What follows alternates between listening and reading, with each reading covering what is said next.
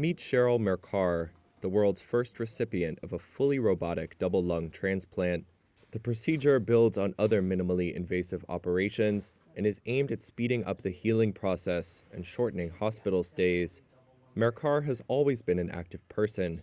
In addition to her work as an emergency medical technician, she is a motorcycle enthusiast and owns a karate school with her husband. But for more than a decade, Mehrkar has suffered from chronic obstructive pulmonary disease, which only worsened after a bout of COVID.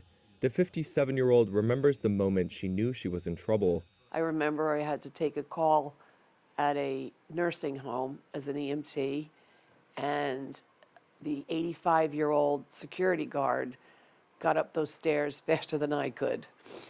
And I knew this is not good. She spent years looking for help before the NYU Langone Health Centre said she was eligible for a lung transplant. I knew I needed a double lung transplant, and once they put me on the list, I figured, okay, I have a couple more months to go, and 5 days later I got the call. They said they have a 98% match, and how soon can you get here? And my first reaction was, holy you know what, and I'll be there in 2 hours. Mehrkar went under the knife at NYU Langone on October 22nd. During the procedure, a team of doctors works in tandem with the robot as it removes the diseased lungs, prepares the surgical site for implantation, and then implants the donor lungs. Dr. Stephanie H. Chang is the surgical director of the lung transplantation program here at the hospital that conducted the procedure. Normal transplant, you do either get a very big incision on both sides of your chest called thoracotomies, or you get just a very big one across your chest where we break your breastbone, and it's called a clamshell. And in either case, you have to put in these big retractors that spread your ribs apart.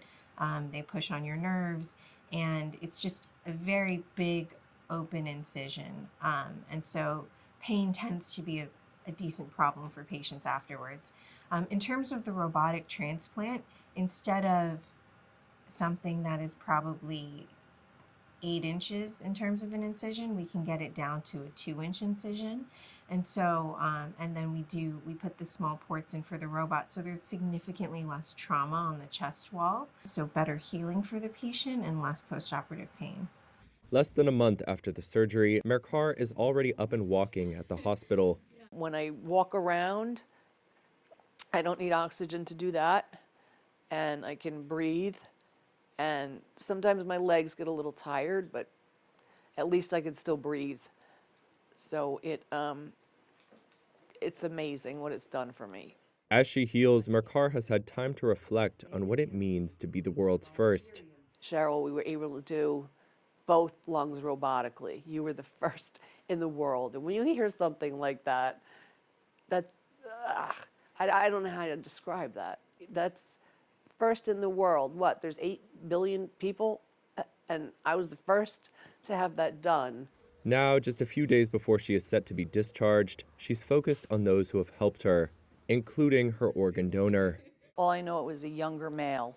That's it. When you think about that the family is grieving, and 2 weeks later I'm breathing with his lungs. This is huge. This is huge. This has gave me my life back.